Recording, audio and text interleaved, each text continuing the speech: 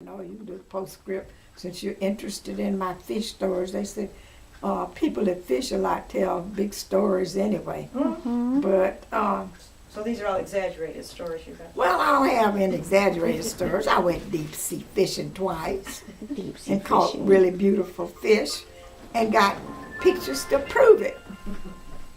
Where are they? Around here somewhere, I got bukus of pictures. Mm, You know, they're up in the attic and they're everywhere. mhm. But anyway, Sabine and I fished. And when I talk about how busy I was and all the things I did, people wonder, well, how did you find time to fish? But I'm a firm believer. If you want to do something, you'll find time to do it. A priest once told me that if you want to get something done, you give it to the busiest person around, and it'll get done. And I was one of the busiest people around, but I found time to get everything I wanted to do. I found time to get it done. Because Sabine and I would get up on a Sunday morning, we'd go to Mass, we'd come back home and go fishing, and we'd fish till dark. On my days off, I'd get my work done, we'd go fishing and fish till dark. We never came home before dark. When we went fishing, it was understood that it was an all-day affair. I don't care if we got up at 5 o'clock in the morning and went fishing. We'd get back home at 8 o'clock, all-day affair. Some days we caught fish, some days we didn't even get a bite, but we still went. Saw some of the pretty sights on God's earth, because you get way back up there in the woods. We really liked freshwater fishing more so than saltwater fishing, because we get way back out there in the woods. Sabina was familiar with all those territories, which is known as the Delta, the Alabama Delta, Mhm. because he had logged and had cut logs and all out in there. So he was familiar how to get back out in the places, you know, where they had little creeks and things like that. And we'd get back out there and we'd fish, and we would, you know, stop, get in the boat. Sometimes I'd have the little radio, I had a little transistor radio with me. You know, if the fish wasn't biting, I'd still sit in the boat and listen to the little transistor radio. Sabina would go to sleep. Sabina didn't care that much about fishing, but bless his heart, he would take me because he knew it was something that I loved doing. But he'd get me up there and he'd go to sleep. Mhm. And I'd just sit there and fish until I'd say, well, they're not doing anything here, let's move someplace else. We'd get in the boat and hop on up someplace else. Almost got bitten by a water moccasin, and in fact, the only reason I didn't get bit was I was on the bank. I had gotten out of the boat and was standing on the bank fishing. I was catching lots of fish. In fact, I was catching so many of them, I didn't have time to take them and put them in our bucket of water that we was putting them in, because when we catch them like that, we try to put them in a bucket of cool water. But I was so busy catching my fish until I didn't put them in the bucket.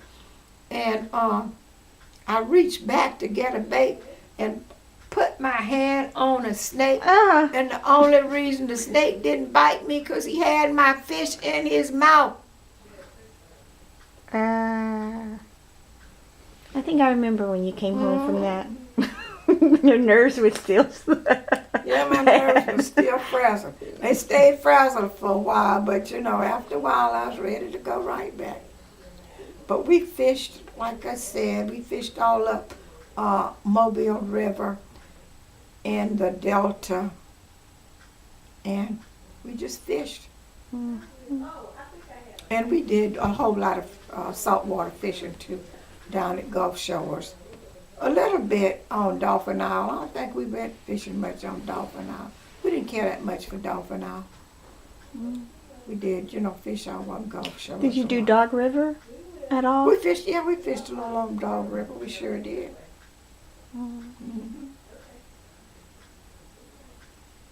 And what was your any other pastimes you enjoyed? You used to do health fairs a lot. Yeah, I did a lot of health fairs. I volunteered there again. You know, it was things that I wanted to help and make a difference. I didn't want to have all the fun for myself. I wanted to be doing things for others, so I volunteered for a whole lot of health fairs. You know, for first Sickle off cell. started with the sickle cell, because sickle cell was a big thing then, and I think at the time we was afraid that you had a sickle cell trait. For some reason or other, your blood work was kind of pointing to that direction, and I was, wanting to learn everything I could about it. So I got real involved with the sickle cell association. In fact, I was one of the local founders with the registered nurses for the sickle cell organization here in Mobile. So, worked with that, did health fairs. In addition to, when we do sickle cell, we would have health fairs. And that was one way of bringing people in to be tested. Was with our health fairs. And we would collect stuff from the hospitals. The hospitals was pretty generous, and other people that you traded with, you would ask for different things for your health fairs and they'd give them to you. Mm-hmm. So we did a lot of stuff like that. Did you do any for HIV? Oh, HIV, Lord knows. I did. That was most of my job, was kind of like, we called it community outreach, because that was for the health department. Mm-hmm. I did health fairs because once people knew that I was the HIV coordinator for the health department, and different churches and things would have health fairs, and I would come out and set them up for them and be there available to talk to people about HIV. Mm-hmm. And did the testing for them, because they couldn't do the testing. I'd come out and do the testing for them. Okay. Didn't you get an award? Mm-hmm. Lots of awards for that kind of stuff. Lots of awards for my community participation in HIV. As we called it, HIV and AIDS control. AIDS control. Mm-hmm. Okay. Let's see. What else I wanted to ask? Sandra, you have anything?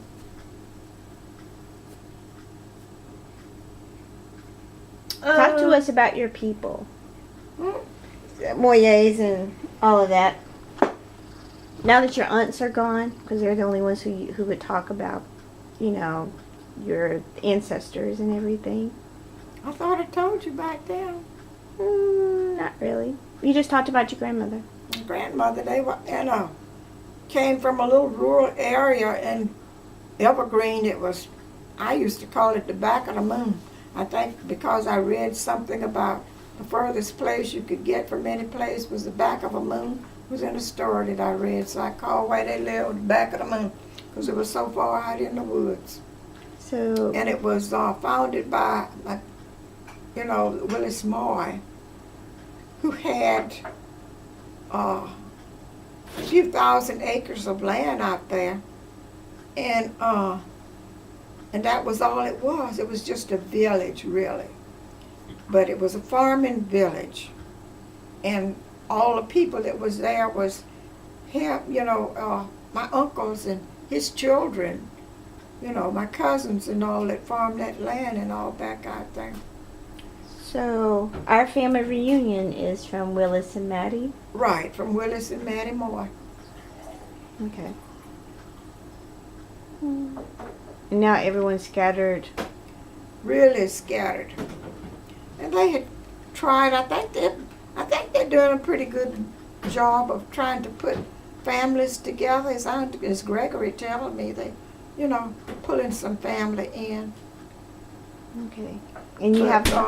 I was there on the original land with all of Willis's, sons and all, and their children. Okay. One thing that I'd always found fascinating about that, he had an artesian spring there on the land down there where his house was. And the artesian spring, my grandmother said it was an artesian spring. First I heard of an artesian spring. But it was down in the woods, and the water, that was the most marvelous water. just bubbled up, and they had put an old barrel down there with rocks, and that water just bubbled up, you know, from that spring. Like a fountain. Mm-hmm, that's right. Mm.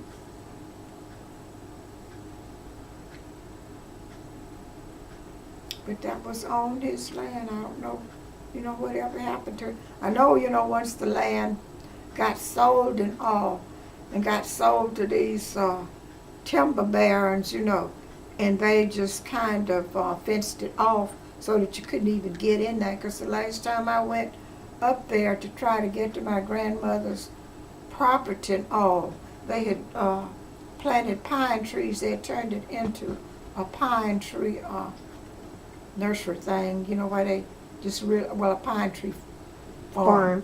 Why they were growing pine trees for sale. And we couldn't hardly get in there because the road was all grown up, and we had to drive part of the way and then walk the rest of the way. It was the only way we could get in there.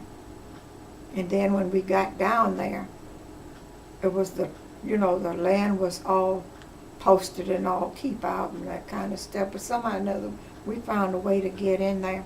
And when I got in there, we had a hard time finding where my grandmother's old house and all was. But I found it, and that's when I found that lily that I keep telling y'all, don't let it get away, because I found that one little piece of lily down there. And I brought it back home and propagated it.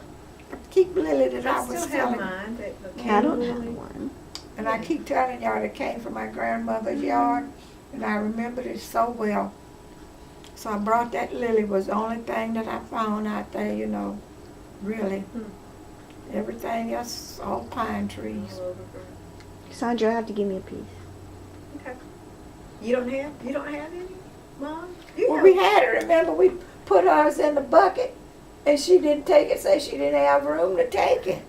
That was Karen or Yeah, something? that was Karen. Sabrina got ours. We had a But I nice. mean, don't you have some in you have a piece in your yard, don't Well, you? I got plenty of it out there. I dig it up every year. I've given it to different people. I gave Alfreda a big piece last year, and I told her, I said, Alfreda, this is a lily that's way over 100 years old. I gave Alfreda some. I gave Jessie Mae some. Okay. So your grandmother lived in Conecuh County.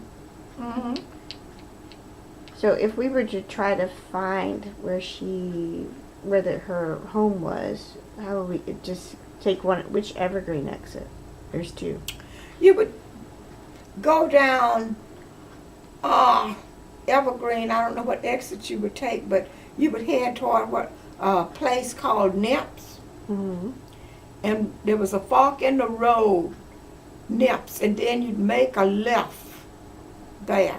And you would travel like you were going to a place known as Johnsonville. And Johnsonville is still around. And where my grandmother and them lived was just before you get to Johnsonville, because their little area was called Moytown. You get to Moytown, and then you get to Johnsonville. And as I say, Johnsonville still exists. Okay. And that's where the cemetery is too? The cemetery is over in Nips. Okay. You know, everything was so scattered then. And yet people walked everywhere. Because when we would go to church, we would leave Moortown and go over to Nips, to church, the Nazarene church. That was my grandmother's church. Okay. Did you all talk about? Nazarene church is still there. Mm-hmm. Did you all talk about your early experiences in church? Because, you know, we know that you didn't grow up in the Catholic Church, but... No, my grandmother was one of these falling out Baptists, you know, that would jump and shout and carry on in the church. And that's what frightened me about the Baptist church. I never did like all that shouting and falling out, because they would faint and all that kind of stuff, and it was scary to me. So you were never baptized in the Baptist church? No. Well, you know, we lived so far away, we didn't really get to church that often. Because we lived too far away from church. But whenever I go, I know it was a frightening experience. But I love those old hymns. I didn't pay that much attention to them then, but because my grandmother sang all the time, and he sang them old hymns that I hear singing now, I find myself singing them all the time. And I think about her, because she'd walk around in the field singing them, out in the yard, and she would just be sitting singing them. She loved to sing. What's your And in favorite? fact, my grandmother, all her children liked to sing. They had what they had called a quartet, and they'd get together and they would sing. And I think I mentioned the fact that how they liked to dance. Mm-hmm. They danced and sang, and they were really characters. They were really characters. And really good storytellers. Really too. showmen. Really good storytellers. If you ever wanted to roll in the aisle, is to get a group of them together and let them start talking. And honestly, they would have you in stitches. And they'd make a joke out of everything. They could make up a story and a joke out of everything. Do you remember any of their stories? No. Do you remember any of them? I would be telling them No, to you. I just remember laughing. Well, that's me. I remember laughing.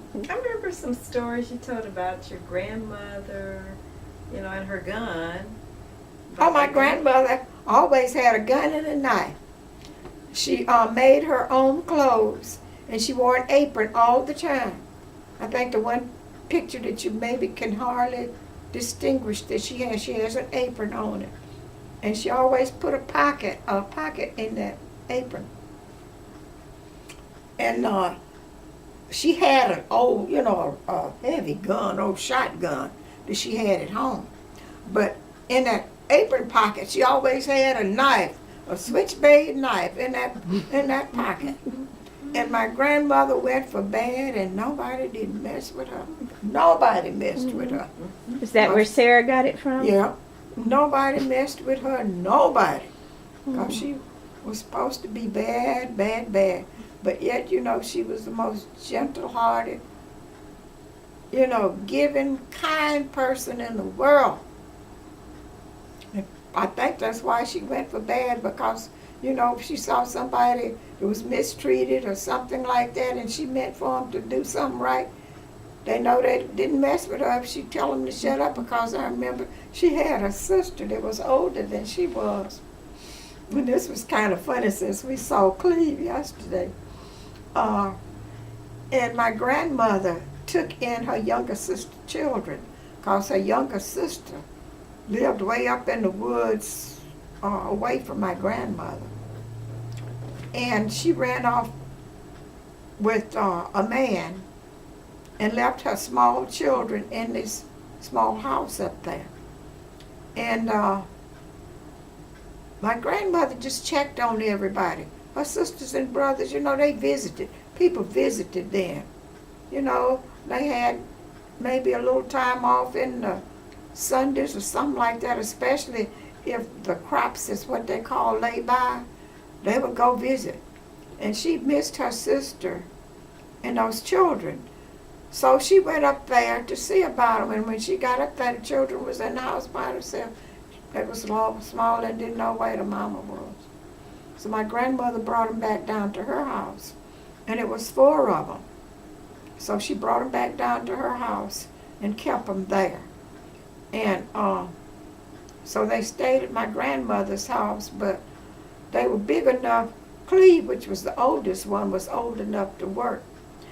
And so Cleve was supposed to have been helping my grandmother's sister, which lived a little distance, well, quite a distance from where we lived, because they all had these little farming plots. So Cleve was supposed to be up there helping who we call sister.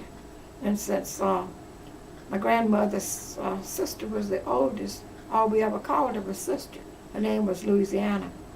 But anyway, Cleve was supposed to have been up there helping Louisiana. And I really don't know what happened. All I know is that Louisiana called herself punishing Cleve, because they would put, in a way they had a kind of, I felt like me and Mary said they had a kind of cruel streak about them, because they didn't just, whip you, they would beat you. They didn't just whip you. They would beat you. They'd do all kinds of stuff. But in Louisiana, had Cleve in a sack tied up in the tree. And I don't know how my grandmother found out that he was tied up in that tree. And she got that, her pocket knife and went up there and cut that Cleve out of that tree.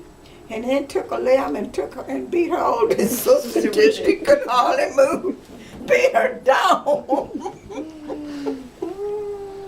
But that was just the kind of stuff that Mama would do. And then she brought Cleve back down to her house and never would let him go back up there. And she kept them. They were little children, but she kept them down there until they were teenagers. Mary and them stayed with us down there at Mama's. You know, I had left and they were still there.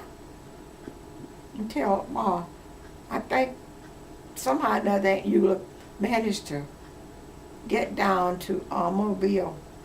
And then Mary and them came down here to live with their mama.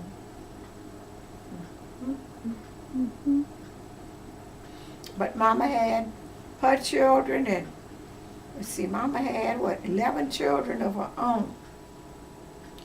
But then, you know, she took in the 4 children for her sister, and she took in her brother's 2 children. Her brother's wife had died. Uncle Sam had died, and he had 3 girls. And she took them in for a while. I don't know how long they stayed with her, but she kept them for a while. And in the meantime, my 2 aunts had, my Aunt Mattie had 2 children. And they were born out of wedlock, so my grandmother had them. And then she had me, who was there, you know. So we just had children almost stacked on top of children. And it was really only 4 rooms.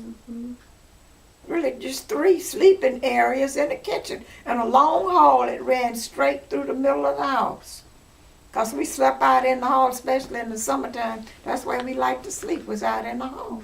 You get a quilt and put it out in the hall, and that's why we slept. It was nice and cool out there. Don't remember any mosquitoes tearing us up. I really don't.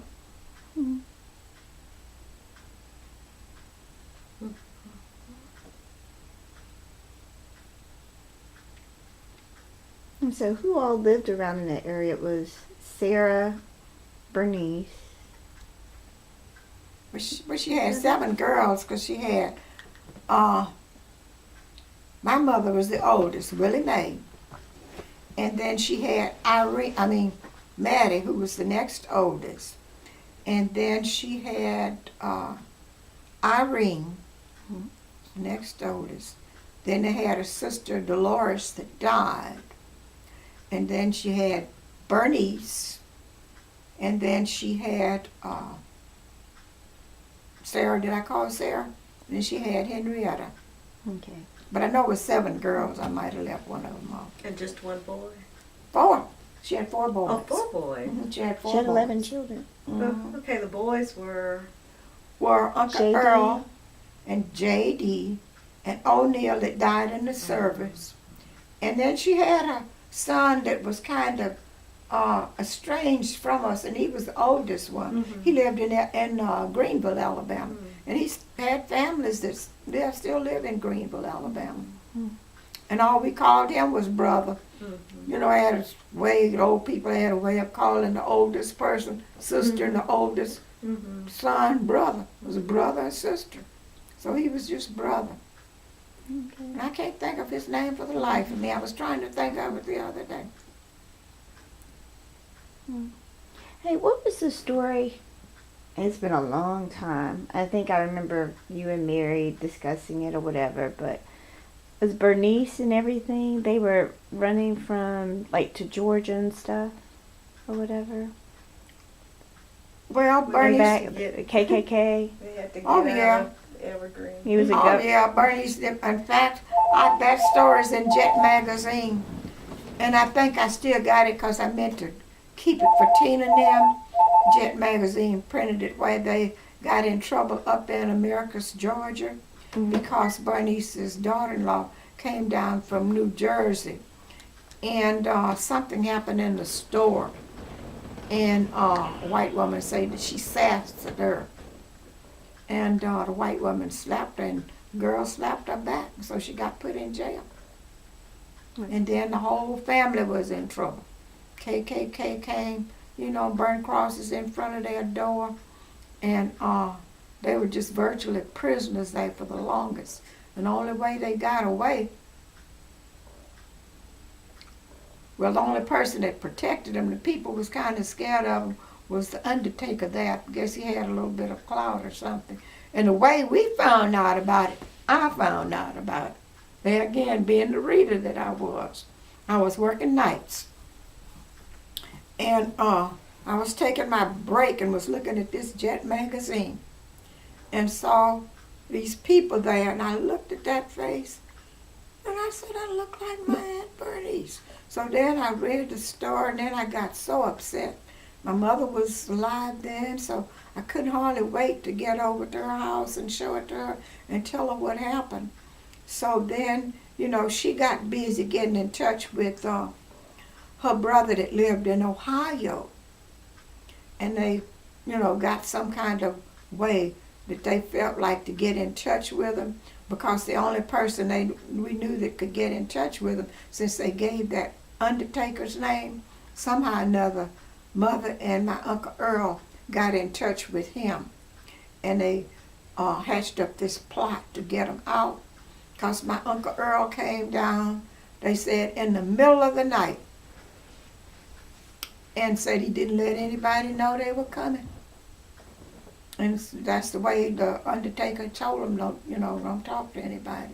So my Uncle Earl came down in the middle of the night, early in the morning, but the undertaker knew that he was coming, And my Aunt Bernice said that, just before the dawn, so my Uncle Earl had this old big Cadillac, and say all of them piled into that Cadillac and left and went to Ohio, where my uncle lived.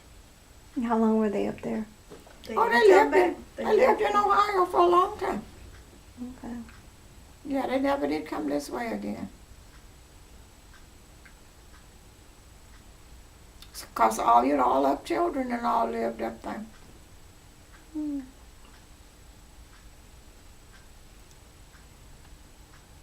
So how was it living in Mobile? You always hear about Birmingham during the civil rights, but how was it in Mobile? Mobile was fairly quiet.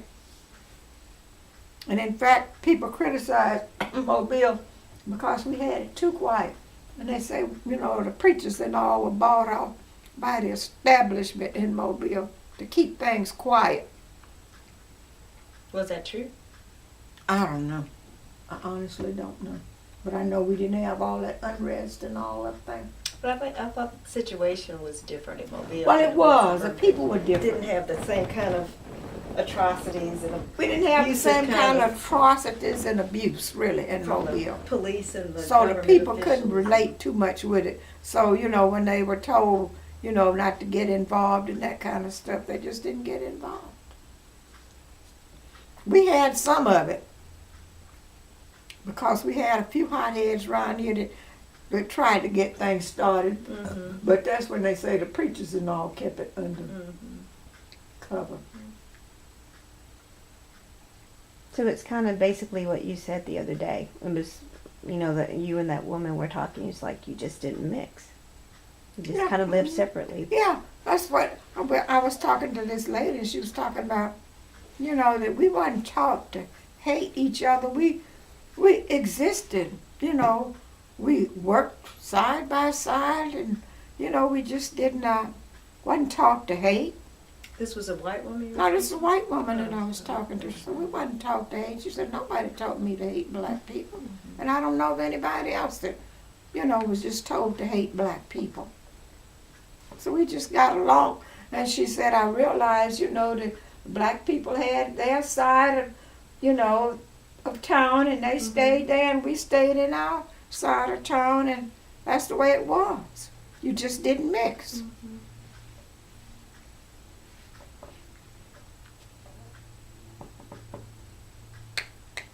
So, question for you: segregation, did it help us or hurt us? I felt like it hurt us.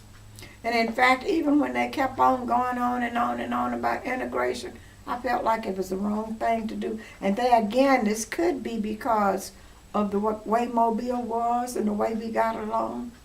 I felt like it was a process that would have eventually happened without anybody forcing the issue. I felt like it would have happened anyway. So, how were we hurt the most? We were hurt the most because Mobile had a sustaining black community. We had a thriving black community. We had a few millionaires, black millionaires in Mobile. We had black businesses that was self-sustaining. And in fact, they say, you know, you could take your money over on Davis Avenue and it would turn over and over and over again because the businesses was Well, there. yeah, it was reinvesting in the community. Mm-hmm. Right. And so when integration came along, black people were sold this bill of goods, I think there again, as the white people say, by outsiders, that we had been shortchanged. And so they wanted, you know, to have what the white people have. So they stopped shopping in black-owned places because they wanted to go and shop where the white people shopped because they felt like what the white people had was better. So, you know, our black businesses closed down and they integrated the schools and How was education? public education went down. We had black teachers that taught black children then a sense of pride, and they were good teachers because I went to school at Emerson School down the bay 3 years. And they were some of the teachers that taught me at Emerson School was just about as good as the ones that taught me in Chastain. But they had I think a more sense of pride about black people because I remember I had a teacher in the 3rd grade. Her name was Miss Leeper. And she used to bring combs to school and washcloths. And if the children hadn't washed their face and all, and she'd get them right in front of the class and wash their face and comb their hair.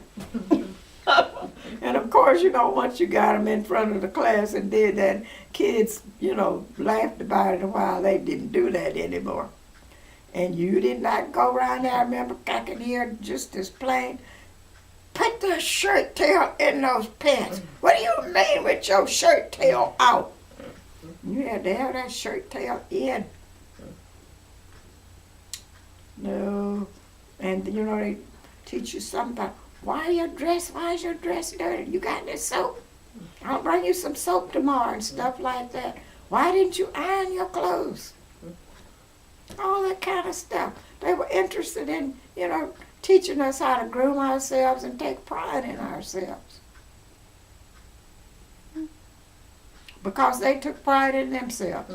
Those teachers would be dressed to the nines. I mean, they would be dressed. Well, they were proud of their professions. I mean, it was like a mission. They were, Yeah. Right. Well, teachers were also more valued then, too.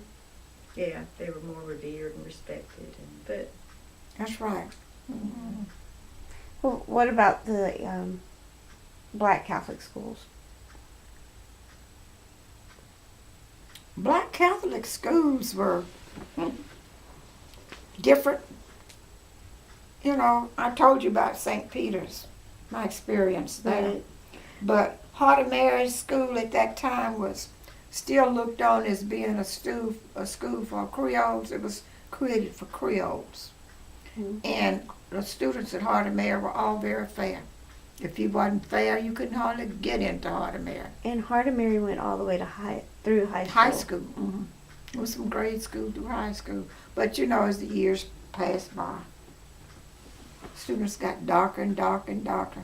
I remember laughing some time ago, telling Gwen, I said, Lord, if those old people that used to sit up in that church could see this church now. In fact, I said, I know they're turning over in their grave. Mm. Those old Creoles. So when did Heart of Mary close, and then everyone was integrated into McGill, right? I don't remember what year, but it was the year after Mike graduated. I don't remember what year that was. In the late 60s, maybe? Mm-hmm.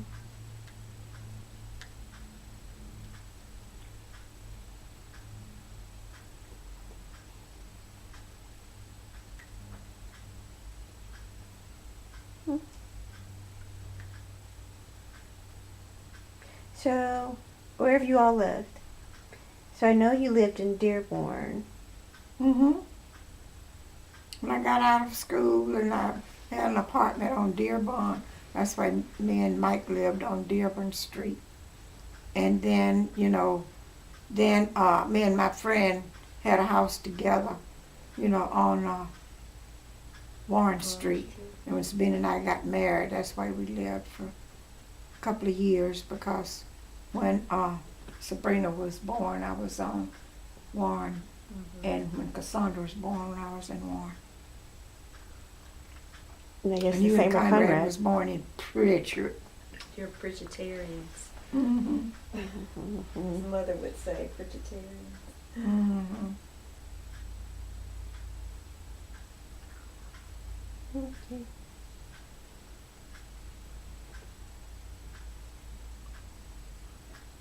Anything else? No, interview's over. Okay. Thank you. Thanks, Mom. She's tired Bye. of talking. Yeah.